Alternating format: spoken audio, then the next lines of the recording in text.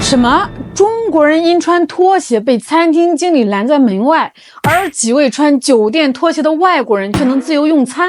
这经理还主动上前问候。今天咱们来聊聊这两天发生的事儿啊。这个事儿吧，说大不大，说小不小的，但是让人心里头不是个滋味儿。2025年9月3号才刚阅完兵，哎呦，我估摸着大家伙儿跟我都一样，这热血是一阵一阵往上涌啊。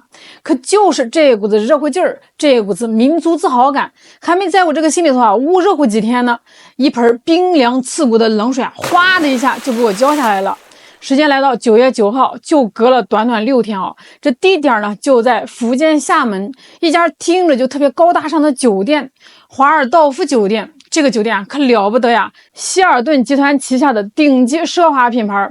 这按理说这么贵这么高级的地方那服务那个待客之道那得是顶呱呱的吧。可偏偏就在这么个地方上演了一出让人窝火的想骂街的戏码。这事情是咋回事呢？有位姓李的博主咱们就叫他李先生。这位李先生可不是一般住客，人家呢是这家酒店的金卡会员，还是钻石卡会员。说白了就是顶级的 VIP 是这个酒店最该捧在手心里的上帝。当天呢，这个李先生和他一位朋友准备去酒店的餐厅吃个饭，问题就出在这位朋友的穿着上他这个朋友当时脚上就穿了双拖鞋，刚到这个餐厅门口就被一位经理给拦下来了。那个经理是腰杆挺得笔直，指着门口的一个警示牌，一脸的公事公办说：“先生，不好意思，我们公司规定禁止穿浴袍和拖鞋入内。”这规定本身嘛，咱没啥好说的呀。高级餐厅嘛，讲究个着装礼仪，咱理解。这李先生和他朋友也都是明事理的人没吵没闹，说行，规定嘛，咱遵守。二话不说，转身就回房间换鞋去了。那如果故事就到这儿结束，咱们今天也没啥可聊了。可坏就坏在等李先生和他的朋友换好鞋再回到餐厅的时候，这眼前的一幕差点没把他俩的鼻子给气歪了。他们看见啥了？就在这个餐厅里头坐着几位金发碧眼的外国人，有说有笑的正在用餐，而他们的脚上赫然穿着的就是酒店房间里提供的那种白色的毛巾布的一次性的拖鞋。好家伙，这算怎么回事刚才拦着我朋友不让进的那个经理呢，他这会儿在哪儿呢？他不但没瞎还实力好着呢。李先生亲眼看着这位经理满脸堆笑，点头哈腰的走到那几位外国人桌前，那叫一个热情的问候那叫一个体贴备至这一下这个李先生的火噌的一下就顶到脑门子了。他也是个直性子，直接就走上前去质问那个经理：“请问你的职务是什么？”我是宴会厅经理。那这个是什么？这个是那个提示客人的这个那您过来了。老外是有什么优先特权吗？老外去看一下。你刚才没有注意到是吗？这里还有两这边还有2位是韩国人还是什么？有什么特权吗？一视同仁。一视同仁呢是什么情况不是刚才领队的时候我没有注意到。我是长期住，这是我一位的小朋友，他不懂。您没让他进去，这也明确标明了不允许拖鞋进入，对吧？杀回去换了。是的。我这有全程记录的，老外是人，中国人不是人吗？没注意到。我的天呐，大哥，你这眼睛是二郎神同款，能争能避是吧？刚才还跟人家嘘寒问暖，聊得热火朝天，这一转眼到我这儿就没注意到了。你这没注意到是专门针对中国客人的吗？你这双眼睛是看人下菜碟的雷达吗？这事儿被这个李先生拍成了视频发到网上去，瞬间就炸了锅。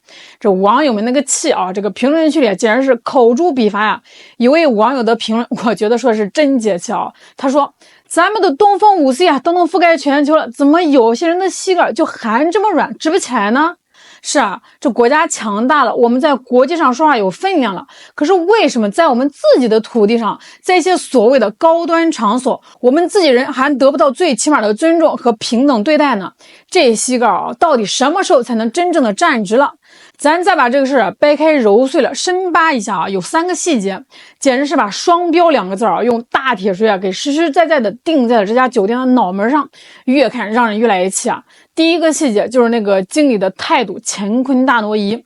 这面对中国客人他态度坚决，指着指示牌，一副没得商量的铁面判官模样。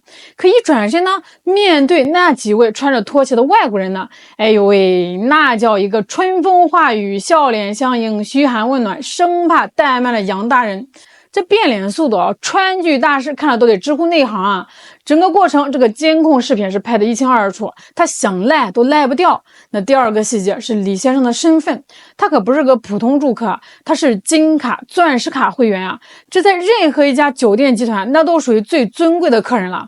这按理说啊，他应该享受到最好、最贴心的服务，结果呢，一个高端的 VIP 客户受到却是赤裸裸的歧视性待遇，这本身就是个天大的笑话，荒诞不经。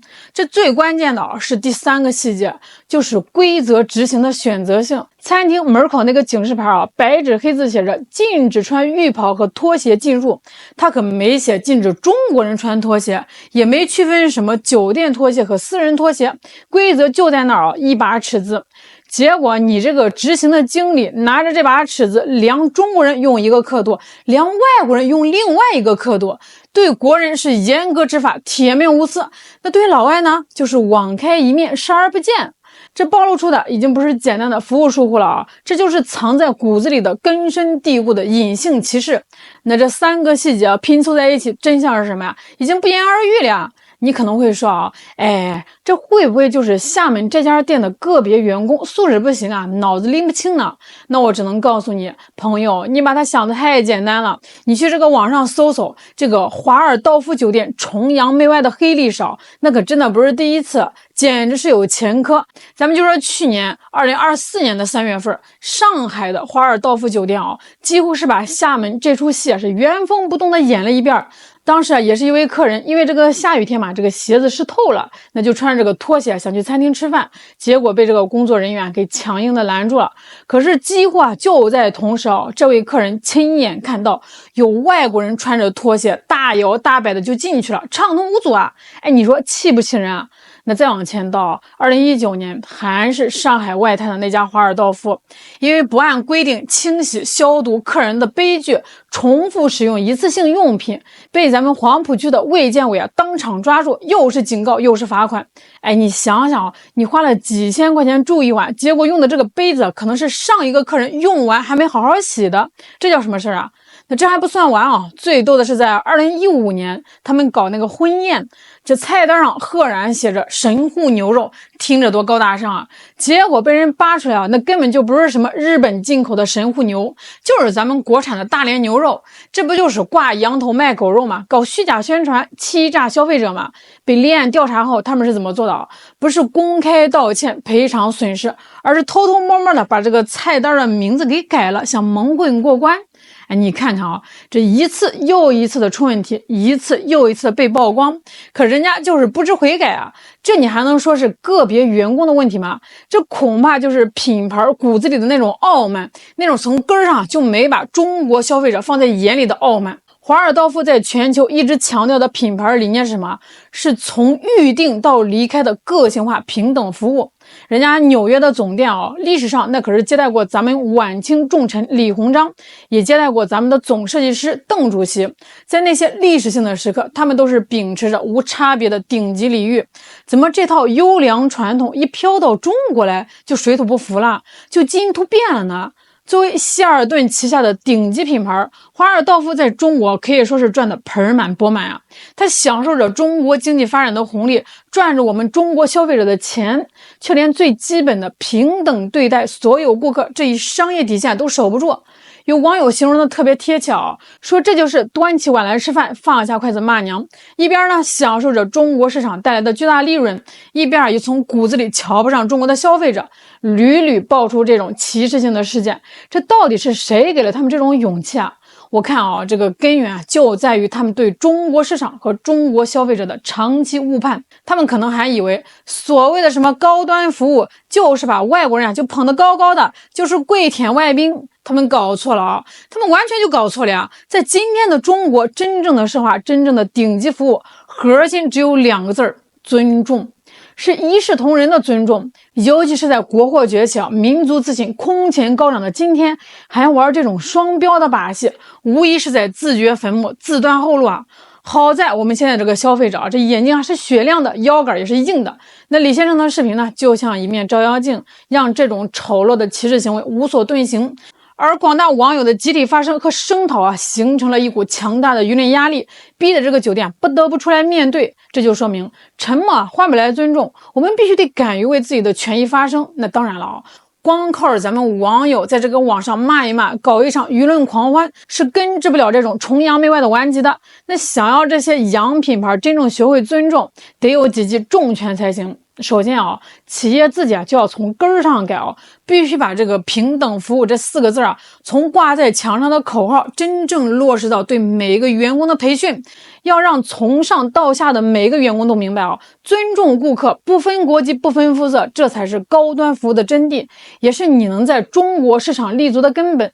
其次啊，咱们的监管部门啊也不能袖手旁观，咱们有消费者权益保护法，商务部啊去年也是发布了相关的条例，明确要求住宿行业要秉持平等、公平、诚信经营原则。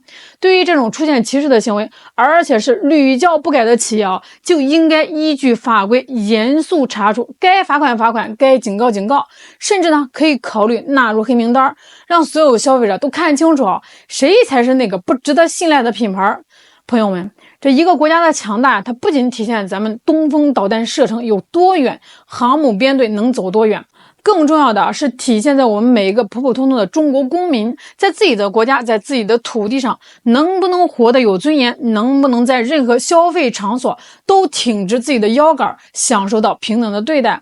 华尔道夫这种拖鞋风暴虽然看起来吧是一件小事儿，但它深深地戳中了我们每一个国人对于平等和尊重的渴望。尊严啊，不是靠你事后送2个饼干就能打发的，事实啊，也不是靠你几句敷衍的解释就能掩盖的。平等的对待每一位顾客，这既是遵守法律法规的底线要求，更是一个企业想要长久发展的光明正道。只有当我们的消费者敢于发声，企业呢能够守住底线，监管能够强力执行，3方合力啊，才能让这种区别对待的阴暗角落无处藏身。也只有到了那个时候啊，我们每一个在中国土地上消费的中国人啊，才能真正的感受到与我们国家日益增长的强大实力相匹配的那份尊严和礼遇。好了，今天就给大家聊到这儿了，我是小兰，我们下期再见。